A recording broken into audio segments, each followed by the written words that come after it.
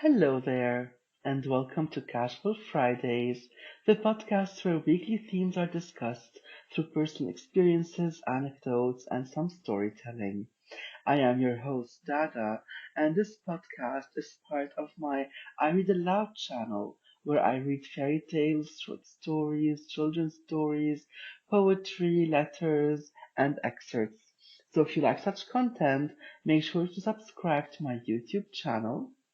I also wanted to know that this podcast airs every Friday on the following platforms: YouTube, Apple Podcasts, Amazon Podcasts, Google Podcasts, iHeartRadio, Listen Notes, RSS, and Spotify. Today's episode is on creativity, particularly how creativity is affected by our mental state, our mental health, or our mental well being. There is a common misconception that creativity is a gift, that you are either born with it or not. But that is a misconception. It is very wrong. Creativity is actually linked to the imagination, and it can be cultivated and grown just like a plant. And as long as you have imagination, you have creativity. The two are definitely interlinked. Now, psychological research has shown that there are three main types of creativity. There is what is called exploratory creativity, where you basically try to explore new ideas, of course, based on an existing premise. You explore something that exists and you try to expand on it. There is something called transformational creativity, where there is an idea that pre-exists and you transform it into something that is more or less new. And there is something called a combinational creativity, where you can do both, do the exploration and the transformation of creativity. Now, there is a famous saying by William Inge that originality is undetected plagiarism, because the idea is that true originality doesn't exist. Originality as a thought, as a concept in creativity is a myth. And the idea is that whatever ideas you have come from pre-existing concepts and ideas, but you're not really aware of it. And that's why William Inge says it's undetected plagiarism, meaning that you're not aware that you're plagiarizing because you just have these ideas in your head as a result of your knowledge, your general information. And so when you come up with this creative idea, supposedly you believe it's actually an original thought or something that is completely new when it is not. Now, there are ways to boost your creativity. There are ways to work on enhancing your creativity. One of those ways is to keep learning.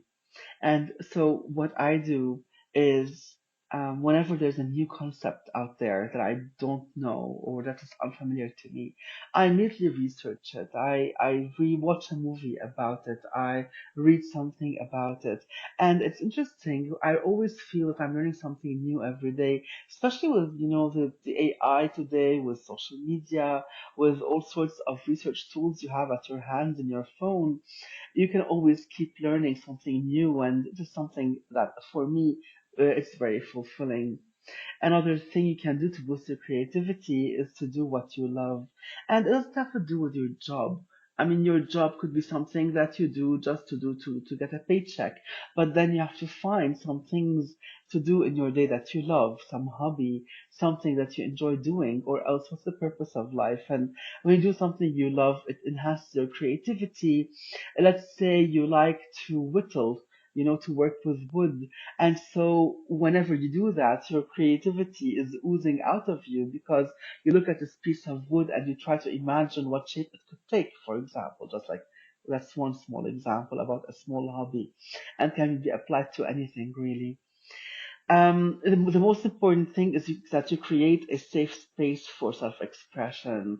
I have an area in my house that I feel, is always ready for me. If I want to write something, if I want to take down some notes, if I want to read something, everything's at the tip of my fingers in a sense. And it's important to create some safe space where you can express yourself.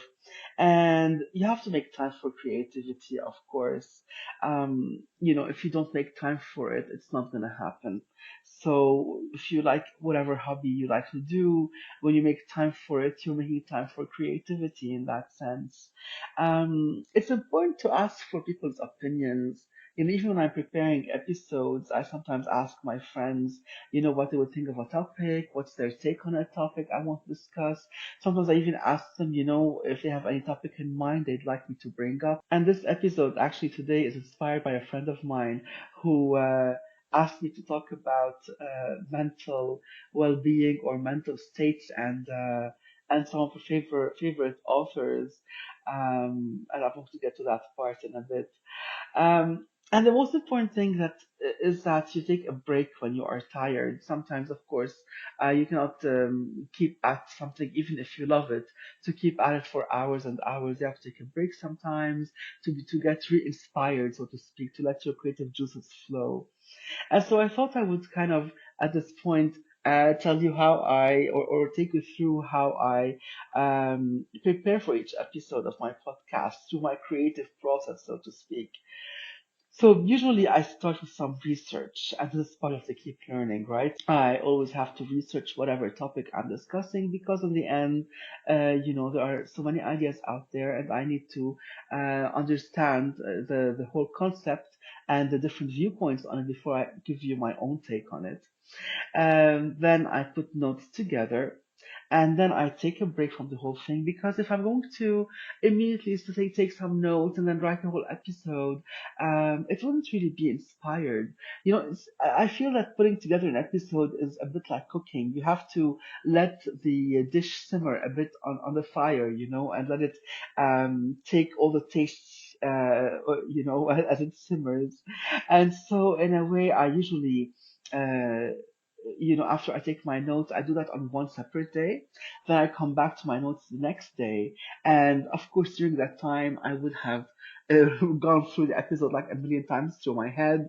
And so I would, change my notes a bit, add a bit here, add a bit there, take something out. And then the most important thing I find is that I leave room for new ideas even while recording.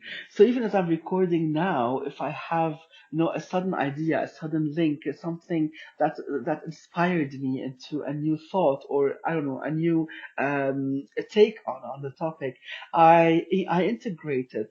I don't say, oh no, it's not in my notes, I will not use it.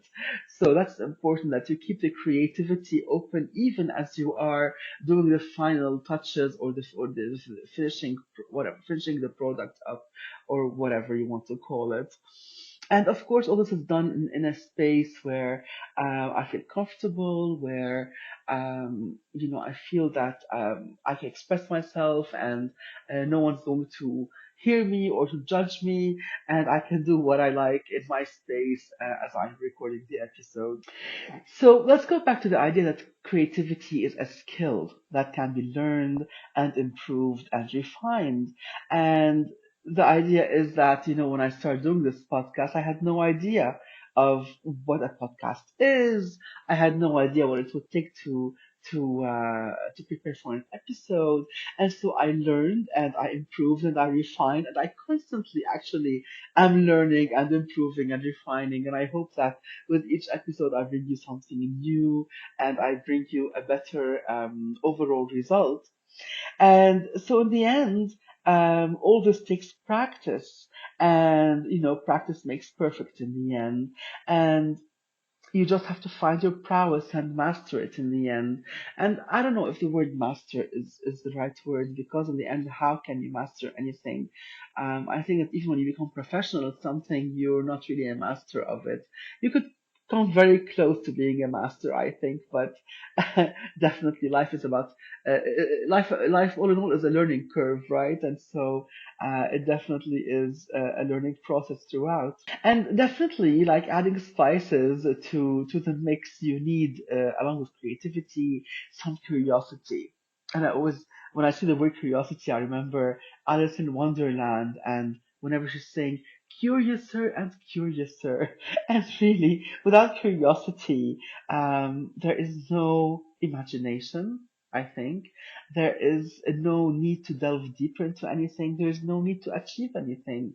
Um, and with curiosity, you need to have the courage, especially the courage to be authentic and to express yourself in your creativity. And you can do this in many ways, of course.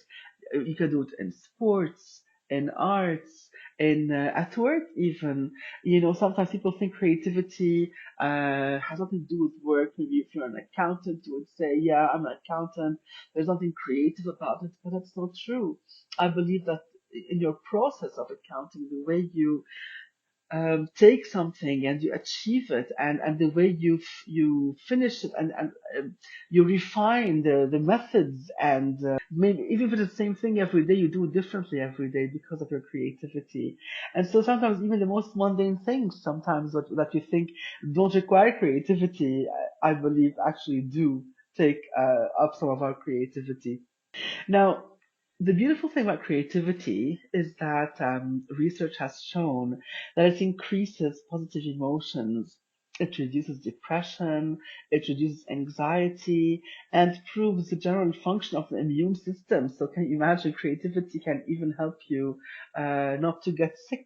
But funnily enough, research has also shown that many famous artists and writers and creators or suffered from major depressive disorders, from bipolar disorder, from schizophrenia, from anxiety. And in fact, it has also been proven that anger, especially at injustices or unfairness, is a great source of some of the most amazing creativity. And you can see this mostly in female authors and artists, such as Frida Kahlo. I'm sure you've heard of her. She's a painter, and she has painted a lot of rebellious and somehow dark paintings. You have writers such as Sylvia Plath and Emily Dickinson. Sylvia Plath actually was so depressive that she actually committed suicide or tried to commit suicide at some point, and then she actually died of suicide at the age of 30. And Sylvia Plath's writing, of her most famous writings, are The Bell Jar and her poem Daddy, which is really, very, very strong word that she actually calls him a bastard at the end of her poem. Um, there's also Emily Dickinson, who also is a she was viewed as like this, if you want, a rebellious poet, and she also was viewed as someone who paved the way to a new type of poetry, a new style of poetry. But she also suffered from depression and mood swings, um, and she was said to have sporadic creativity. And she has written so many things also about death and about anxiety, and about suffering. But I also view Emily Dickinson as someone who has written brilliant things and very positive things as well. And she is famous for "I am nobody. Who are you? Are you nobody too?" And she's written some lighter poetry as well. So apparently she's had like a lot of mood swings, and some of her work was darker than others. And I had mentioned Frida Kahlo before, the artist who suffered from polio, depression. She also attempted suicide. She had also bipolar disorder and PTSD. And so all these poets and authors and artists, their creativity reflected their mental state, their negative mental state, so to speak. But of course, I don't want to concentrate only on female artists who were afflicted with mental health issues. There were so many men who have also suffered from mental issues. There's Edgar Allan Poe. I'm sure you've heard of The Telltale Heart, and Edgar Allan Poe is famous for his very, very dark and macabre short stories and poetry. Another author who suffered from also mental health issues is Ernest Hemingway. He was the one who wrote The Old Man and the Sea, and his short stories are also filled with a bit of, the darker side of humanity. I am sure he suffered from PTSD because he was a soldier at one point in his life. But other names that I'm sure will ring famous to you. There's Nikola Tesla, Wolfgang Amadeus Mozart, Beethoven, Leo Tolstoy, Isaac Newton, Steve Jobs, Albert Einstein, Abraham Lincoln, Winston Churchill, Edvard Munch, Vincent van Gogh, Pablo Picasso, and Goya. So all these were artists, writers, poets, musicians who who suffered from mental illness and created genius. And there is definitely a correlation between creativity and what we can refer to as the mad genius. But in the end, not all artists and creators and writers suffer from mental health issues, of course. Maybe those who suffered in silence express themselves in darker topics of despair and anxiety, but then there are those who had a sunnier disposition and to express themselves with more optimism even when creating darker material. And what is the most important is that you express yourself. In the end, creativity is therapeutic, and even when you have some mental illness, creativity helps you release the darkness, release the anxiety. And in the end, creativity does not have to be a famous piece of art or writing or invention. Creativity can be had, as I said before, in the office, in the garden, in the kitchen, in any hobby that you have. We only talk more about famous works and inventions because it is easier to point out some things there and to use them as a reference. But many studies have shown a strong correlation between creativity and well-being and happiness. And even those suffering, as I said before, from mental health issues, they diffuse their intense emotions through creativity. And so creativity ultimately brings satisfaction and joy and peace of mind. And I'm going to end with a couple of quotes. One's by Albert Einstein, who says, creativity is seeing what others see and thinking what no one else thought. I'm going to repeat that. Creativity is seeing what others see and thinking what no one else thought.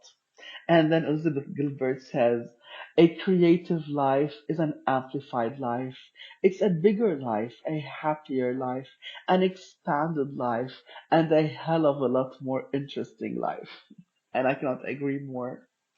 On this note, I shall end today's episode on creativity. Next week, we shall delve into the topic of expectations. So make sure you tune in then. For now, I wish you a lovely weekend and send you all my love. See you next Friday.